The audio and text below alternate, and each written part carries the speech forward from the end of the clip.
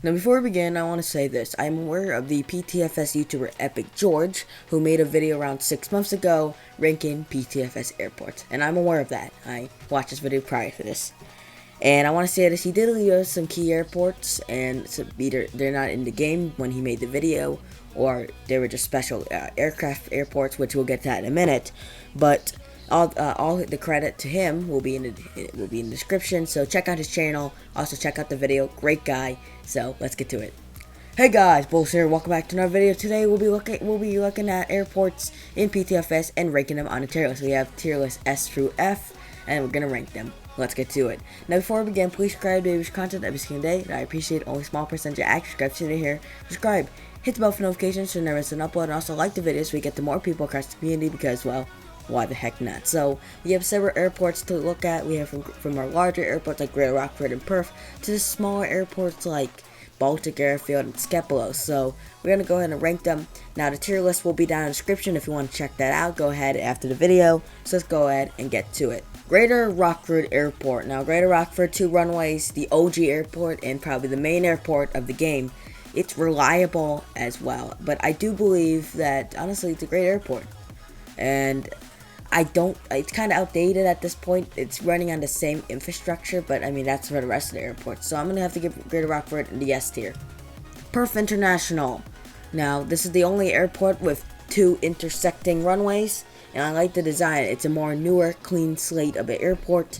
It has this great terminal. It has a great design, and it's a lot of good space. Also, go in the S tier. Irani Airport. Now, it's in a very sandy place, not anymore because they changed the bloody scenery, but I think Irani is an okay airport. It's decent. You can kind of see it's okay. I'll give it an A tier. It's not as great as Greater Rockroot Perf because you don't have that. You only have a single runway, but oh well. Lanarka Airport. Okay, I do like the Lanarka terminal. It's the best in the game. I do not really like the runway spacing. You're either going to run into buildings or you're going to run into the water. So I'm going to have to give them an A tier. Grindavik Airport. Now, let me explain what Grindavik. Grindavik, it used to be a really major airport when, we had little few islands like 2019-ish. Now it just lost the significance of actually going there. And honestly, it's not that great, honestly. I do like the airport. It's honestly running on a short runway. There's no terminal building.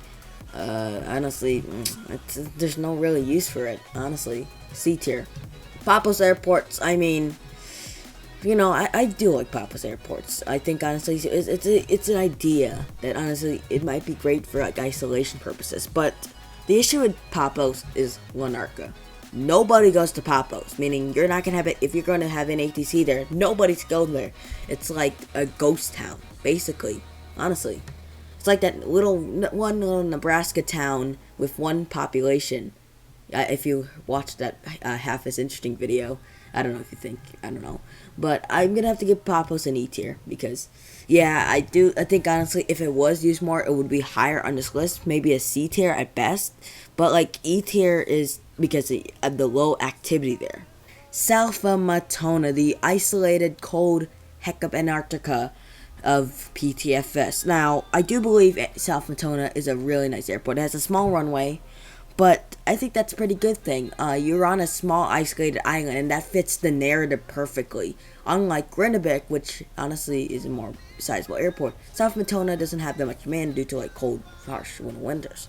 And I do like the airport. It's an interesting airport. I do like it. You can also land 747s and all that stuff. While with Grindavik, you struggle with those larger aircraft. But Salvamatona, you have a bigger runway, so you can land those higher capacity aircraft. I'm gonna have to give Salvamatona a B tier. Also, it's the only snowy place on this list. So yeah.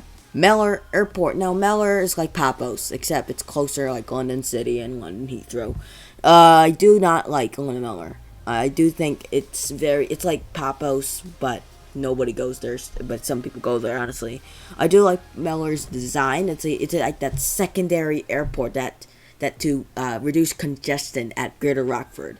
But I don't think it's useful. And also the approach path is horrific, especially when you're landing via the I don't know what I'm talking about. The skyscraper site, and when you're crossing Greater Rockford's airspace and approach. I don't really like that, especially when you're like on like maybe ATC 24 or you're on like a regular server with professionals. No, yeah, that's kind of weird. Honestly, I'm gonna give Mellor a D tier. Saint Barth or Saint Barth family. Now, Saint Barth, I do honestly like the realism. It's very realistic. I do really like, and also we're gonna talk about you have add the statue. You can have that little beach. It's a really nice airport. The realism of having Q400s and CRJ700s quite thing, but I mean, if honestly, it doesn't really matter. Honestly, now St. Perf is really good airport. It's not great. It's not bad. It's like at the middle. I'm complimenting between B and C. Like I could put it right in the middle. Honestly, like between B or C. I don't know. Honestly, Barth is interesting. It's like that one of those airports that has an interesting feel. I'm gonna put a B tier. Honestly, I think it's a great airport. I think honestly it really is good. Honestly, it's an airport where you can put landing competition. You can really have an interesting feel and scenery for the game. Barra Airport. Now, in fact, if you don't know, Barra has the most runways according to this little runway thing right here, which is a cool thing. The issue is with Barra, I think you can theoretically land like an A380 on there, or in a Beluga, or a military jet on there. The issue is that you can't spawn anything on that. It's just basically your regular Twin Otters, and yeah, I don't like that, especially when you have the thing. But it's about realism here. But Barra Airport is a solid airport. I mean, it's meh. I mean, anyway, nobody goes there anyway. I'll give it a D tier. Lukla, yes, I do like the idea. I do like it. I think honestly, it's a great airport. I mean, you also get to crash Cessna and all this stuff. I don't like that where the helicopter thing is look like, but I don't know if it's actually off real life where you put the helicopter thing is that. But the terminal building is awesome. I do like the design, but I do like it. I'm giving it an A tier. Henstridge Airfield. Now, honestly, controversial. I like this airfield. It's a very enjoyable airfield for myself. I do enjoy it. Henstridge is a small little airfield on the Cyprus Island. I think we all know that if you're PTFS professionals.